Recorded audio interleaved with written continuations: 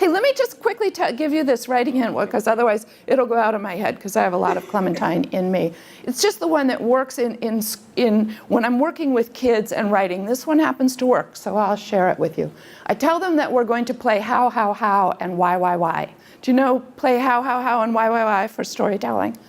Well, it just gets the kids to be able to do it. Why is how you create a character. How is how you get a plot. You join the two, and if you play it long enough and go deep enough, and how, why, it's the game that they all invented. You can tell them, you know that game you invented when you were little to annoy your parents? This is the game we're going to play now. So why? I throw it out. I say, okay, your character, Bob, wants a treehouse desperately needs a treehouse. He's out of his mind to get a treehouse. This is the start of your story. And then I start saying, why? Why does Bob want a treehouse? So someone will say, ooh, to get away from his family. Why does he have to get away from his family?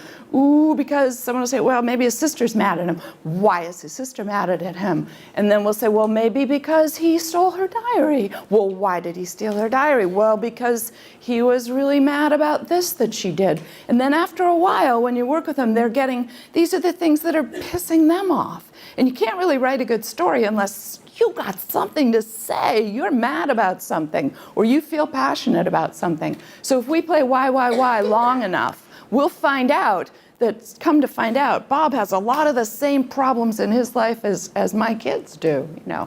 And then how is the plot. We don't get to a lot of intimate things that way, but we say, how does he get a treehouse? Well, he needs some wood. How's he going to get some wood? Well, he's going to see it at the end of the road. He's going to have to steal it. How's he going to steal it? And then we develop a plot. But that one works. Why, and how.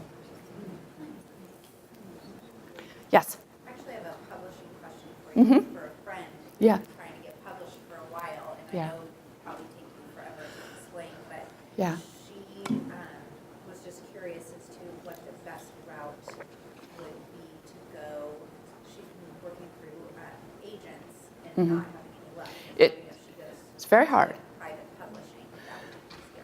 Well, I would say private. Do you mean vanity or self-publishing? I would say that's the last option. That is getting so bad and so messy out there. You wouldn't believe how many hundreds of thousands of people are publishing books on their own, and it's just a sea of. Like a little boutique publishing. Yeah. Oh, boutique is fine. Yeah. What I would say two things. I would say join SCBWI, Society for Children's Book Writers and Illustrators. Just enormously helpful, really supportive, huge group. It is the group that we all belong to. It's really does support writers. It really actually does provide access. They have great conferences. I got my agent and my editor through an SCBWI conference many years ago. I went there and I did it. Can I say too, our people have that website, there's local groups you can join Yes. that will tell you, like there's a San Diego group, Yes. North County group, you can find them. Yeah, it's a national group. It's a big online presence, and they have national and regional and local chapters. I belong to my local chapter. I go once a month, and I have a critique group going there. And the other thing I would say is once you get to a level where you feel that you really have polished, you have really done your work, you have studied it, you know this is a good manuscript, and you still can't get in, then this is what I did, because I was having trouble. I had my first book, then I sort of went away from it for a while. Then I'm sending out a manuscript that I think is really pretty good. It was Stuart. It was Stuart's Cape. I was thinking, this is really pretty good. I don't know why. I sent it out to 7 publishers. 2 of them came back unopened. Now, nowadays, I think 4 of those 7 would come back unopened, saying we are no longer looking at submissions. But anyway, 2 did. Most of the others said, boy, really good, really close, we're so interested, but can't do it.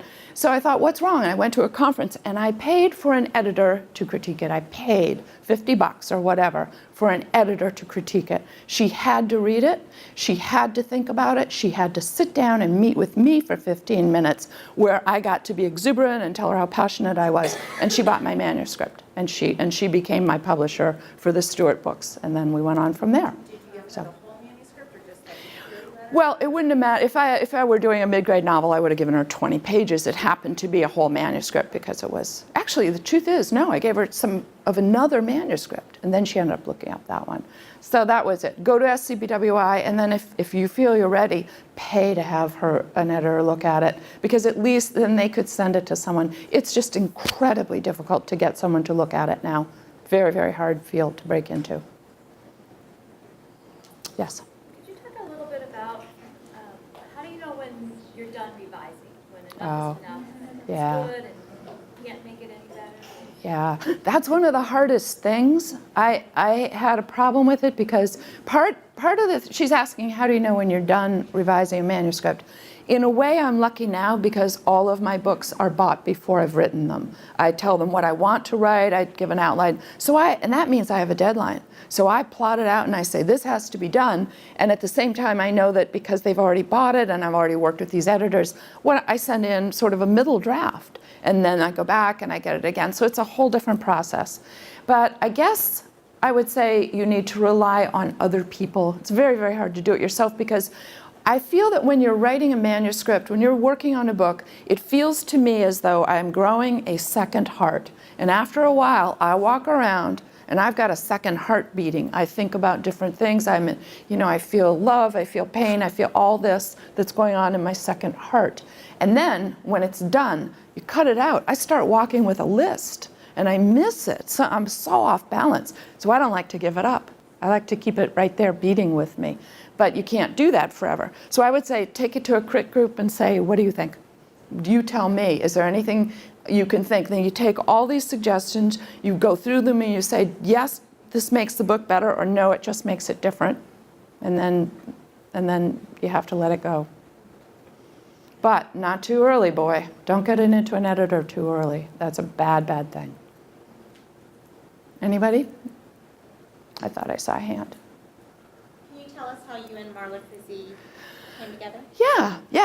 It's not the normal. Here's how Marla and I got together for the Clementine books, which, by the way, they feel to me, from the time I saw them and saw her work, these books feel like books that have always been out, always. Like I must have grown up with them in my childhood. And the reason is that both Marla and I wanted to go back in time. And I didn't know that. I didn't know Marla at the time. I wanted to, as I said, I wanted to go back to a time when we were writing about families that weren't in crisis. I wanted to do that. And Marla herself was saying, I want to work on a book that has that retro feel of the Ramona books. So it's something I don't even understand, the way the page looks, how much white is on that page, the line, the ink drawings, that kind of stuff. But what happened was this. I'm on the phone, I'm talking to my editor, and I'm my agent, and he's saying, no, write another character. So I did. So I had a 17-page character study is what I did of Clementine. I sent it in to him. He knows I'm a perfectionist, so he didn't tell me that he was talking to people about it because I would have been really upset to think anyone had seen it. But I'm on one phone line with him saying, I really want to write about this girl, and it's going to be kind of a retro thing. Like, no big things are going to happen to her, just little everyday things. But because of who she is, it's going to be this little struggle. And on the other phone, he's Marla's agent also. Marla's going, I don't want to do a picture book next. I want to do a chapter book. I want it to be about this spunky, really interesting girl. And in fact, I want to go back and do kind of a Ramona-looking classic kind of book. So he's,